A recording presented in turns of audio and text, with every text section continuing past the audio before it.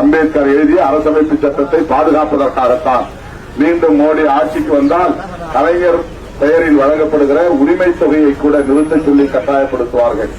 ஆகவே கலைஞர் உரிமை தொகை மாதம் 1000 ரூபாய் வழங்குகிற நம்முடைய தமிழக முதல்வர் அண்ணன் தளபதி அவர்களின் கரத்தை வலுப்படுத்த, ராகுல் காந்தி அவர்களின் கரத்தை வலுப்படுத்த, விடுதலை சிறுத்தைகள் கட்சிக்கு தேர்தல் ஆணையத்தின் அங்கீகாரம் கிடைக்க உங்கள் பொன்னான வாக்குகளை, முத்தான வாக்குகளை பானை சின்னத்திலே முத்திரையிட்டு பெருவாரியான வாக்குகளை